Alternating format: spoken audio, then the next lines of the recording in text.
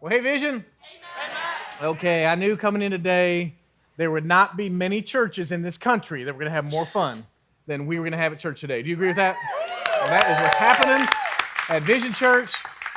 Before I jump into today's message, let me give you a little glimpse of what things were like 4 years ago, back when me and Meg and 5 other couples, we went down to visit a church in Athens, Georgia. It's called Athens Church. And they have a model of church that we love. It's patterned off of North Point Community Church. We thought it was a great way truly to be both deep enough to grow people in their walk and wide enough to reach anybody. So we went to visit this church, Athens, and we'd arranged ahead of time to cater in some lunch afterwards, to use one of their classrooms, and just set up some tables and sit there and just talk and pray and just honestly kind of dream about, could God do that in a church in Gastonia? Like, could he do that through us? And that day in that classroom, and we were looking at each other like, I don't know. I mean, there's so much that would have to happen, so many things, and can we do this? And we just sat back and said, God, if you want to do that, you can do that. And then literally we were imagining days when we would have people come in excited, like longing to hear from God, needing a touch from God. A day when we would even have the kind of resources that we would have team members like this, people that would write songs like that and play it like that and be in all these ministries. And that day, we just kind of dreamed and imagined and tried to have a vision of what God would do. And here we are. Now, a year later, we started the church, and now 3 years later, we're here at our 3rd anniversary Blue Sunday, and it is amazing to see what God's doing. And I really believe, honestly, our best years are still ahead. We're going to see God do so many things this year and beyond. So today, as we continue our series called There's an App for That, today we're talking about vision. So if you got your takeaway card, pull that out. If you didn't get one, and Mike, we got some left, because if you didn't get one, that's going to be your key to trying to get some more giveaways today. We don't do giveaways all the time, but we got some today. So if you don't have a takeaway card, hold your hand up. You can grab that. Like normal, you can also get your takeaway card on the Bible app. You pull that out and get that, but these guys will give you a takeaway card for today. But let's talk about today's topic of vision. Let me kind of paint this picture for you. Have you ever been in a spot where you wanted something to change or improve, but you were struggling to truly make things change?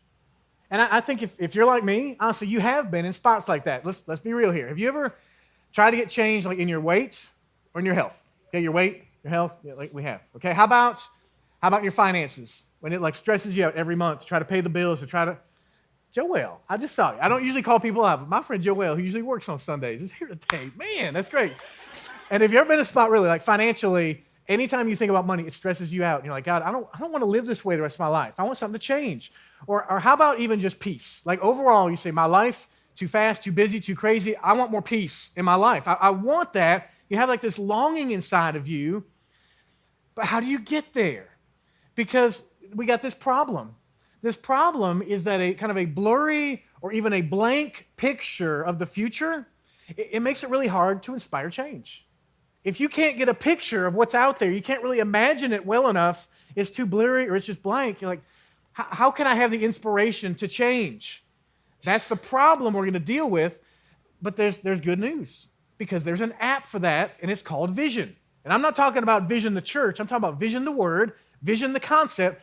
There's this app that in our kids' ministry, they talk about life applications, literally life apps. And so those virtues, one of them is vision. And vision is the word we're going to talk about today, certainly in the church sense, but especially in the personal sense, that you can have vision in your life. Now, vision is a word that I have loved for years, even before we named this church Vision, that I had done research and looked at all these different definitions of vision. And there's one that has stood out to me that I love the best. That vision is a picture of what could be, and it's fueled by the conviction that it should be. So literally, there's like a picture out there. You say, that's it. That's the picture of what could be, and there's something inside of you that says, man, that's got to happen. We've got to get to a spot where you're not stressed about our finances every month.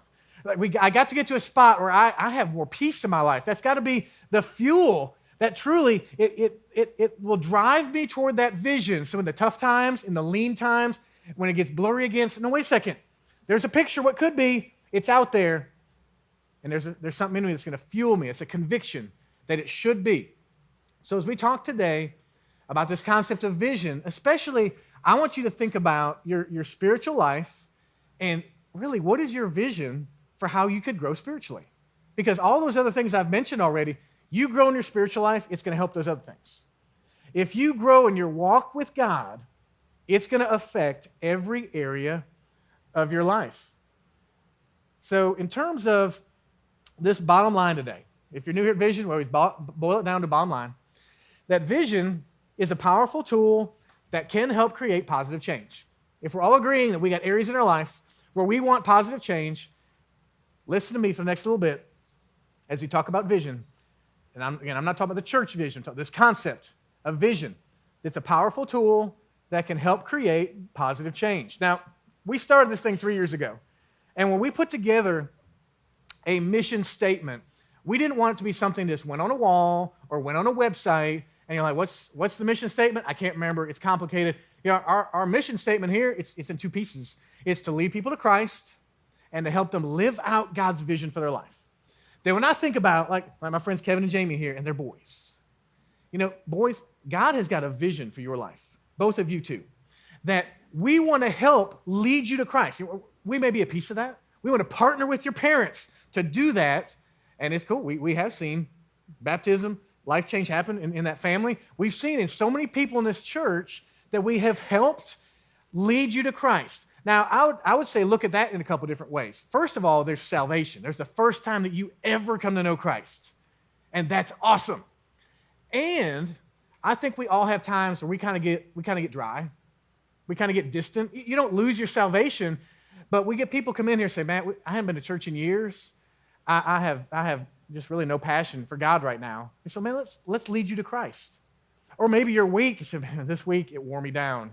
It flat out just wrung me out. We say, well, come on into Vision this Sunday. Let's lead you to Christ. Not to get saved again, man, just to get in his presence again and to rekindle something. So we say, if we can help lead you to Christ, then the second half of it, so you can figure out God's vision for your life. You know, Kayla, it's not my vision for your life. Honestly, it's not even your vision for your life. It's God's vision for your life that's bigger than your vision and bigger than my vision. But if I can be a helper on your journey to help you figure out what God's vision is for your life, and you walk with Christ, then hey, we're winning. Our mission is being accomplished. So it is happening here at our church. So as we talk about today in our message, this is in two pieces. The first piece, I'm going to look in God's Word at a guy named Nehemiah. And his story many generations ago is one of vision. And then I'm going to take kind of the second half of my message and flesh this out about how it looks here at our church and how we can even help you along as you pursue God's vision for your life. So if you got your takeaway card, you can pull that out because I've got 11 pieces I'm going to give you kind of quick about Nehemiah. And I'm going to do this a little bit differently today. I'm not going to put up a bunch of verses today. Normally, I do put up verses. We unpack it. Today, I'm just going to kind of take you through the story. And then my challenge for you is that this week, you get into Nehemiah. This week, you sit down and read the book of Nehemiah. And I put those verses in there for you to really identify and look at as you go through this true story of this man who needed vision. He truly had a picture of what could be, and it was fueled by that conviction that it should be. So his story, told in the Old Testament, this guy Nehemiah, you'll see the 11 points on there. His backstory is that he was an Israelite and had gone into captivity. And at some point in history, then some of the people were freed and went back to Jerusalem, but he was still in captivity. He had a job, which you might think would be kind of cool, because he's the guy who basically just tastes the food and the drink, lives with the king, lives real close. The reality is, though, his job was to protect the king from poison. So, you know, his career will be over if somebody tries to poison the king, because he's tasting it and he's dying, and they're bringing in a replacement. That was his job, cupbearer. So he's close to the king, and as he is with the king, he's supposed to have, you know, positive energy, good attitude, be someone who boosts the king.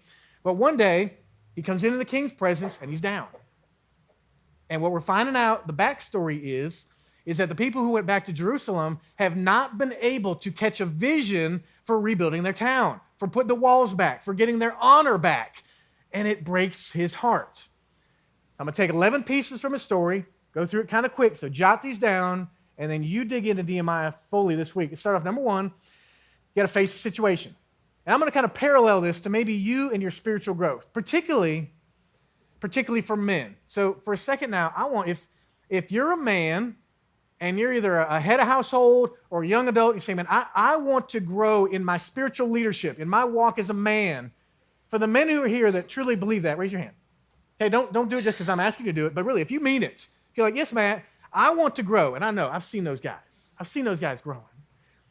So as we parallel this to some type of a vision in our own life, maybe it's your vision for spiritual growth. So number one, with Nehemiah, is he had to face the situation. He had heard about what's happened in Jerusalem. The city was torn up. It hurt him. He could have chosen just to turn away from it. He could have chosen to be apathetic. He could have chosen even got mad or been bitter or been negative and just turned that way. But number two, he chose how he reacted to it. So for you in your spiritual walk, if you're saying, okay, man, I want to grow. I want there to be change. First, you got to face that situation kind of where you're at. Even specifically in terms of maybe leading your family. I mean, like back to Kevin over here. If Kevin's saying, Matt, I want to lead my family more spiritually. Let's say, okay, well, Kevin, face the situation. Okay, here's what we got. You want to lead your family. What's your reaction to that? Well, it could be, man, I'm just a sinner, man. I'm just pitiful. Man, no, you're not. Man, if you're walking with the Lord, you've got His Spirit inside of you, so let's go. Man, let's put a vision out there, and that's going to be the conviction that fuels you. That's your reaction. So Nehemiah, he reacts and says, hey, God can do something through me. So his next step then is he prays. He stops and says, God, what do you want me to do about this? So for you in your walk, you stop. You say, God, where do you want to take me? How do you want to change me? And the way I unpack this is that Nehemiah in chapter 1, he prays this prayer. And again, I can't fully unpack the prayer or even the pattern of prayer we see in it. The pattern is a pattern I've taught on several times here. It's ACTS, A-C-T-S, that when we sit down to pray and we first adore God, then we confess and say, God, here's my stuff, and God, tell me, where do you see sin? And thanksgiving, where we thank Him for who He is and what He's done. And then there's supplication, where we ask. This pattern of prayer, you can learn more about it from some of my past teachings on it. If you want to take a good 30, 40 minutes to learn on that, go to our website. You can go in the Journey series. That's on your takeaway card. I think it's part 11. I taught on prayer, or all the way back to Starting Point. About 2 years ago, I taught on prayer. You can dig into either of those two. And when you go through Nehemiah this week, in chapter 1, go through the prayer and try to identify the A, the C, the T, and the S. It's in there. That's the pattern Nehemiah used many generations ago to pray, to talk to God. So his next step then, after he prayed, was he had to prepare. Let's think again about Kevin and his family. And if he's got this desire, man, I want to do it. I want to be more of a leader spiritually in my family. I say, well, Kevin, man, you got to prepare. I mean, don't just show up at the dinner table with expectations that things are going to change. You first had to prepare. Because, guys, I promise you this. When you prepare, you give God much more room to work. You give Him tools that He could put in your hand and people He could put in your situation to help you prepare if you let God get in that moment. Now, the next one is to leverage the moment. And for us in our walk, we may not just have one big moment like he did. We may have a variety of moments. And I say, look for those moments. I mean, if I'm looking over here, I'm like, Freddie, man, this could be you, man. This could be you and your family. Leverage a moment. Hey, you got dinners? Okay, then leverage a dinner and say, I'm going to prepare. I'm going to bring one verse and sit down at dinner and say, hey, guys, when we finish eating, let's hang around for 5 minutes, and I'm going to read this verse. You know, I prayed about it. I prepared. I'm going to leverage a moment. And for us in our walk, I encourage us to leverage multiple moments, that God gives us plenty of opportunities to try to grow in our walk if we let Him get in that moment and carry our vision. The next step is to take action. Take action. I love this in Nehemiah's story. You'll see that he went back to Jerusalem. And with this is so interesting that as he was moving forward on this vision, when he took action, first he took action on it privately. That he went and kind of inspected the situation, prayed about it, thought about it. Same thing with you. If you're trying to maybe influence your family, don't just jump in there and say, hey guys, I got change. I want to do something different. Follow me. You're like, wait a second. I need to work on this privately and think this through. God, how do you want to work through me in this? That's whole part of the preparation about seizing that moment. And definitely in terms of that next step of taking action, Nehemiah took action privately, and then he made it public. And here's what I love, number 7. He personalizes the plan. When you sit down to read this week, you're going to be tempted to skip over chapter 3. Don't skip chapter 3 because you're going to say, all they're doing is listing all the people and all the gates. Man, who needs to know that now? It doesn't matter. Look, when you read through and you see him talk about, the fish gate and the Japhana gate, and then, oh man, there's the dung gate. Man, who's like, man, just my luck, right? I'd get the dung gate. Like, okay, whatever gate they got, this was so cool that Nehemiah, he personalized it, and he said, okay, Patrick and Jada, you got that gate. I mean, you think they're going to work harder on that gate? They're going to defend that gate better because they know it's personalized for them and their boys. When you are working toward your vision, personalize it. I mean, back to Kevin, be like, hey, Kevin, man, ask Jamie if you're going to do Monday night. Man, ask her to prepare something on Wednesday. Ask one of the boys to prepare something on Friday. Ask them to pick out a video. When you personalize it and other people can help take ownership over that vision, it gives you much greater chance for success. So Nehemiah knew that as a leader. He personalized it. And then number 8, we all hit this. You're going to hit obstacles. You're going to hit distractions. When you read about Nehemiah, you see that he not only got distracted, he had people opposing him. And if you can relate to this and say, yeah, I've gone after a vision before and I've had obstacles. Have you had guys like, I love these bad guys' names, like Sanballat. They come to Nehemiah, they're trying to intimidate him and push him back, and we have the exact same thing. I mean, if Matt is trying to lead his family and one day sit down and read the Bible, I guarantee you that Kirsten's going to have a bad day. Something's going to happen in her day. Something's going to happen to the kids. Someone's going to be sick. All these obstacles. And Matt needs to say, wait a second. I can work through this because I got a vision. Lovingly, humbly, you say, okay, I expect obstacles. I expect opposition. And I love this verse in Nehemiah 6 where it talks about a project. It said that Nehemiah was working on his project, just like you'll be working on your project, and obstacles and distractions come up. He said, wait a second. Obstacles, I can't deal with that right now. I am working on a great project. I cannot come down. I cannot be distracted. I'm focused. This is where I'm going. So particularly for the guys, I want to challenge you. You got to lead the way in overcoming these obstacles and distractions. Your buddy's like, hey, you want to play in a basketball league? We play 2 nights a week. Like, no, actually, I'm spending the next 3 months, I'm spending more time with my family. We're trying to go somewhere spiritually. I cannot come down right now. I'm on a great project. And for maybe a season, you need to reorder some things so that truly you overcome those obstacles, that opposition. Number 9 is the casting vision piece. That Nehemiah, at just the right time, would cast vision and would recast vision.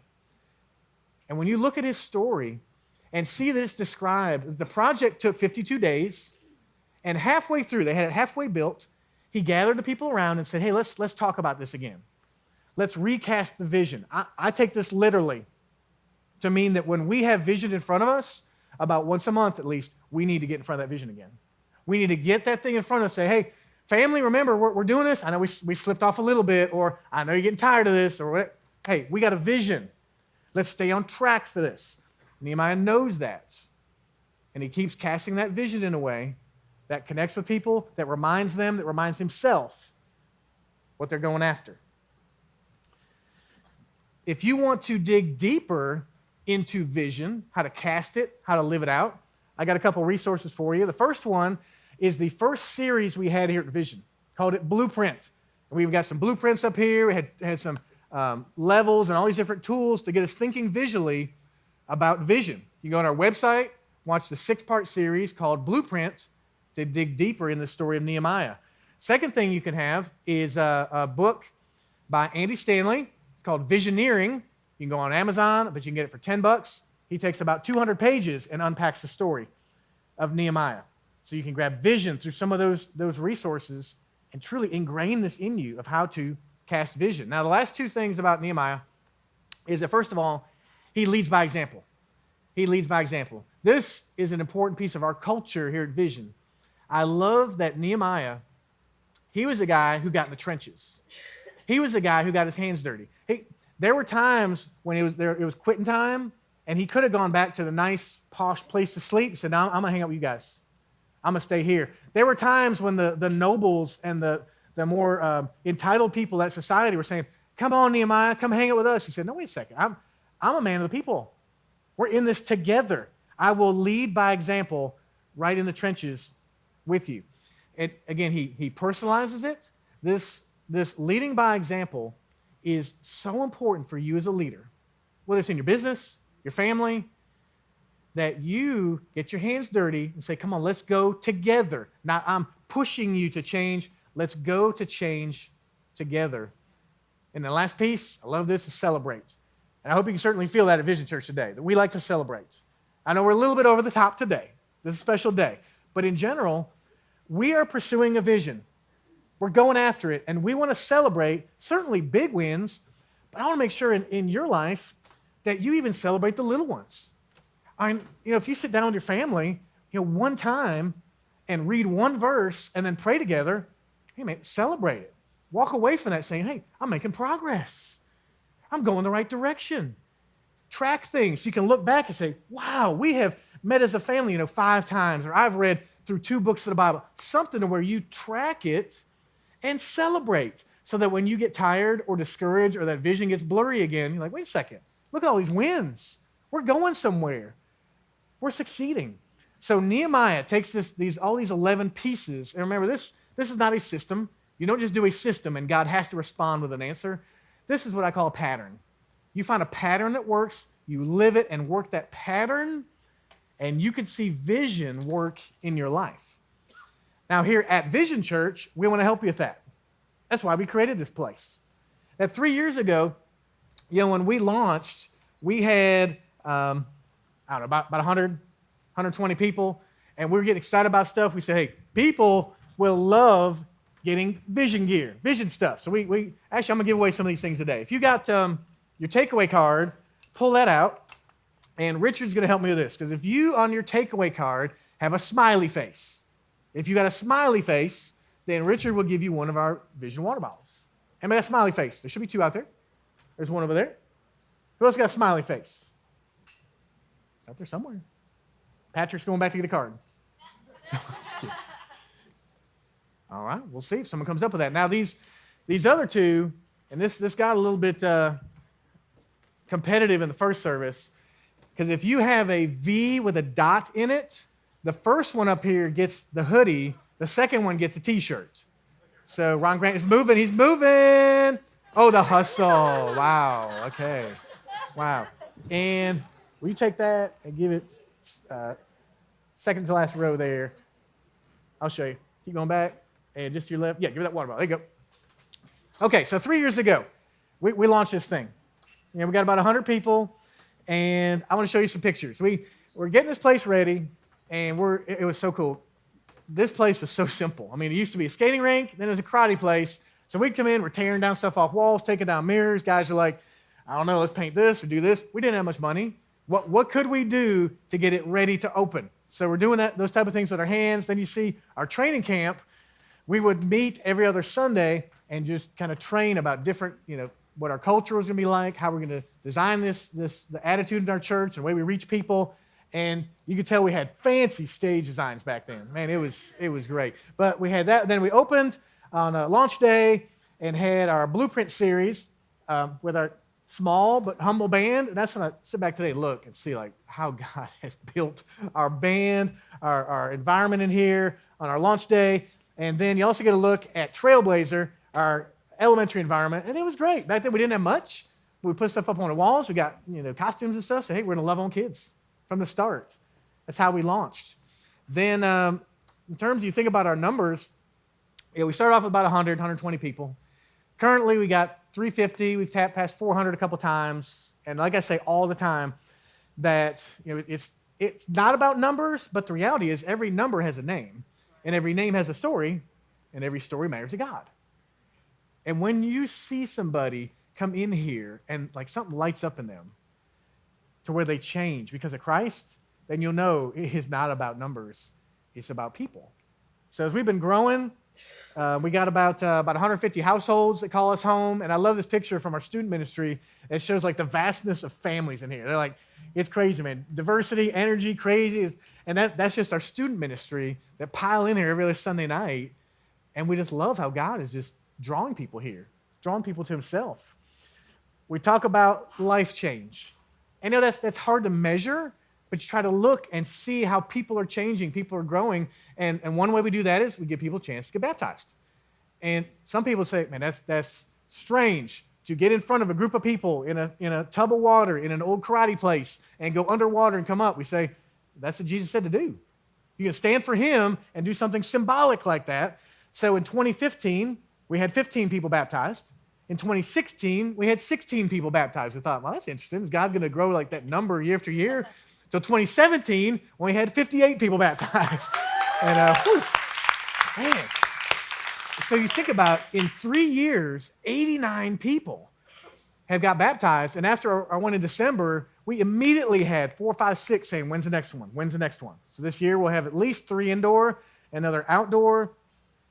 With some of these baptism pictures, I love it. You got this guy, Johnny, who was only with us like 6 months. And we knew it when he came. We said, Johnny, man, walk with us for 6 months. And he just lit up and he got baptized here. The next one of Katie, if you get to know her, she is amazing, her and her family. And a year ago this time, they were in the Mormon church. And God has brought them out of that into a place of joy, knowing God for who he really is. Our next picture, you get to see dads baptizing their kids. I mean, like Mitch was talking about with his daughter Emery. I love that with Kenny. Our next one, we, of course, went outdoors again this year, had a big old party and packed out the parking lot, the pool and everything. Over there, had some amazing pictures. See this next one from the outdoor baptism where Joe and his friends and family were in there getting baptized. And what I love with Joe, if you hadn't heard the story before, he's got a artificial leg, and he was concerned, said, I guess I can't get baptized. How can I get in the pool? I said, man, we'll take care of you. Somebody carried him in, we got him baptized, and just had an amazing day there. Our next one, I love this. Kevin, and I remember meeting his wife in the Blue Room one Sunday. This was a year and a half ago. And she said, pray for my husband. I would love to see him get involved in church. And she was there with her son and daughter that day. And over the next couple weeks and months, we kept praying, and he finally came. He started visiting. And I knew when God was shifting something in his life, when one Sunday that December, he was here with his son, and his wife was home sick. And he had chosen to come to church that day. So I was praying for him. We started going to play basketball together, and we're talking about baptism. Somehow that came up, and he said, oh, man, I got a portable hot tub. I said, man, could we ever borrow it to do baptism? Because at that point, we were only doing outdoor once a year. And he said, yes, I'd love for you to use that. And little did he know that in that moment, I started praying for him that he would be one of the first ones baptized in his own hot tub. And he was. And this picture, I just love it because him and Brandon had been baptized. He got baptized, and he baptized his son right here. And afterwards, they were in the hallway, just, I think, so at peace with God's vision for their life. So that's Kevin. So also what we do here is we love celebrating that. You'll see the Sunday after baptisms, we fill up the lobby with something like this. We display all these certificates, pictures, the testimonies of people get baptized. And the Sundays that we do the baptizing, we bring up our made new crew, we call them, that if you've been baptized at Vision, and you just pile up here, and we just celebrate each time how it grows and grows and grows. And that is life change at our church. Well, I want to talk about the 4 core habits that we encourage you to consider here at Vision. That certainly in your life, maybe spend time with God. Read a word, pray, all those things in your personal life. Here at Vision, you see them in the lobby. The first one is connect. That we think on this journey, it is so important for you to connect with other people. This happens a lot of times in small groups. So some of the pictures we got for you, I love how these kids, when you hear them sometimes on the other side of that wall, they are jamming up in there, music, video, teaching, so we can deliver them into an environment where they'll meet as small groups and have an adult that cares for them and teaches them about Jesus.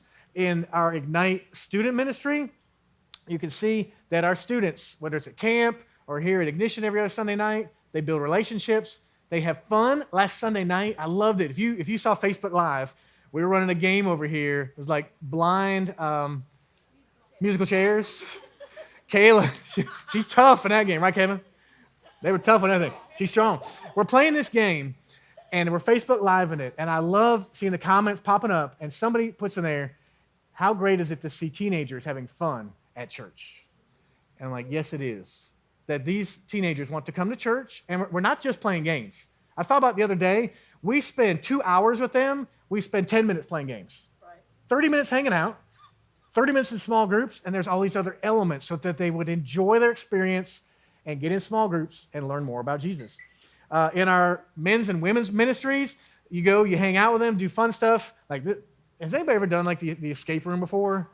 Whew, that's not me. Hey, if that's your thing, then you get into a group and go do an escape room. Or our guys, they partner up a lot of times, and they go and help people move.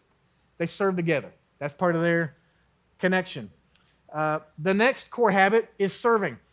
It's of vital importance to our church because besides the pastor, everybody else here is a volunteer. Last year when I was gone for a couple different Sundays, I loved it knowing our church was in incredible hands, completely led by volunteers. So for some pictures I picked out for this, I want you to see that leadership definitely starts from the point role of me and our elders. These guys are the elders of our church.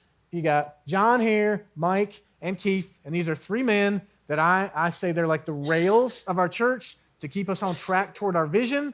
And these are not figureheads. These are guys in the trenches. These are guys who serve alongside of you and love doing ministry here at Vision.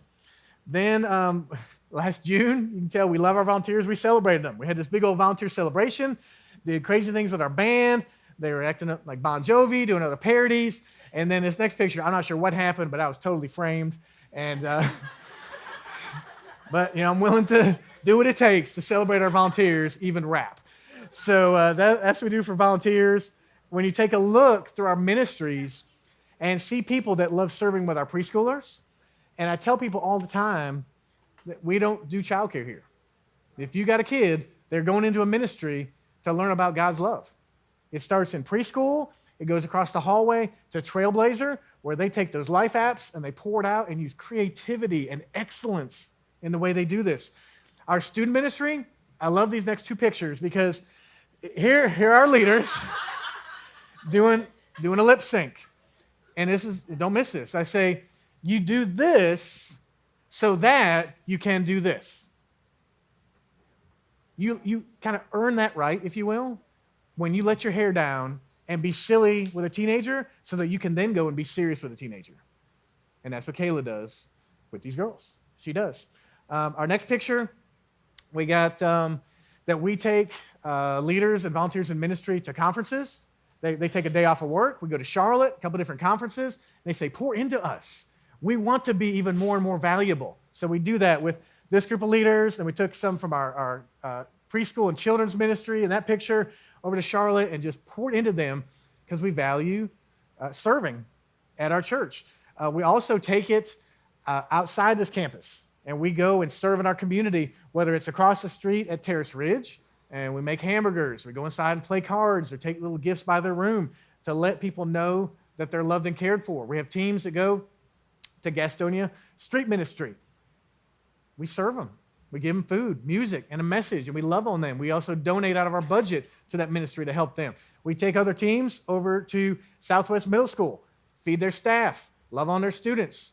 It's about 2 miles from here, and that's part of our mission field. It's going to Southwest. We refresh. We take water out in our community, and we package it and just give it to people and say, hey, God loves you. If you need a church home, try Vision. We get to meet people that way. And in this next picture here, you see that families go out and do that. And just actually, this one here, they'd only been here a couple months. They're like, great, let's put on Vision gear and tell people about this place. Let's go.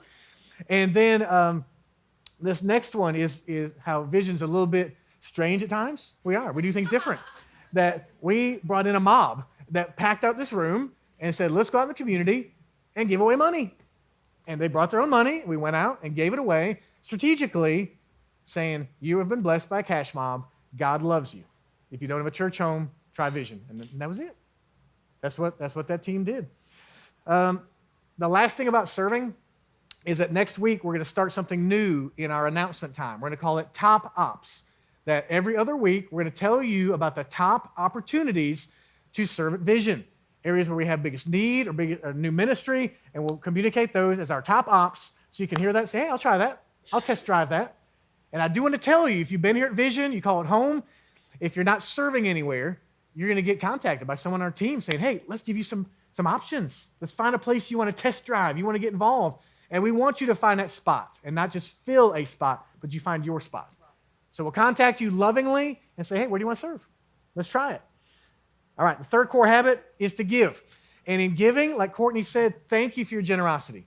Whether you tithe or give or whatever you do, you pour it into this ministry, and we pour it out.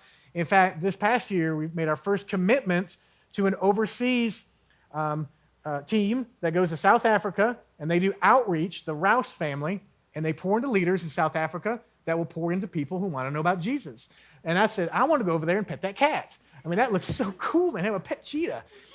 And so instead of just seeing a picture of the Rouses, take a minute and listen to them. Check this out. Hey, Vision Church, we are the Rouse House. I'm Spanky. Laura. Mac. Greg. Ellie. And we come to you from South Africa, and we just want to tell you thank you. Thank you for supporting us this year, for partnering with us in this great mission that God has us on here in South Africa. We've been here for 3 months, and things are good. We've been getting involved in culture and just honestly getting settled in life and family. And we are so excited for what 2018 holds. We know that God has big plans, and God is going to transform communities. He's going to shape people's hearts and lives, and He's going to use us. He's going to use you. And we want to say thank you. Thank you for being generous, and thank you for sending us and supporting us and loving us all the way here in South Africa. God bless. That's cool. We're making an impact in South Africa. I love that. And so that's giving. That's our third piece. And then the fourth piece is inviting. That always be in a mode of looking for opportunities to invite people. We give you the tools. We give you invite cards. We give you free car window clings. They're in the lobby. Yard signs. We got a family in our church who puts a banner in their front yard. Wear your Vision gear. I mean, do whatever you can to spread the word and invite people here to Vision. God wants to work through you, I promise you, every week to tell somebody about Him. So that invite piece, we're even going to expand that. Starting next Sunday, we're going to roll out the Vision app. And on that app, among a variety of tools, one piece is going to be an invite button that you can be standing there in line at Walmart, say, hey, you go to church anywhere? Nah. Hey, we got a minute. Look at this. You tap it, literally. It's less than 60 seconds, a highlight video of Vision Church right there on your phone. You get done, you're like, hey, you want any more info about it? No, that's fine. Yeah, okay, let me text you this. You send it off right there through the Vision app. So you use those tools to invite people here, and you just wait until you see somebody baptized or someone's marriage healing or someone's kid that is turning back to Christ because you invited them to church. It totally changes your perspective on what Sundays are about. All right, so before we wrap up, thinking back to what this looks like in our lives, this concept of vision, about a picture of what could be, fueled by that conviction that it should be. We want to be on that journey with you, helping you in your walk, honestly, helping you lose weight or fix your finances or get peace. All those things will start to come into clarity when God is working out His vision in your life. I believe that. I'm not just selling some prosperity gospel, but honestly, I'm not selling the terrible gospel either. I want success in my life. I want God working through me in a way that I feel victorious. And He is our God of victory. So as we wrap up, I want you to think about that bottom line, that this concept of vision, it's a powerful tool that really can create positive change.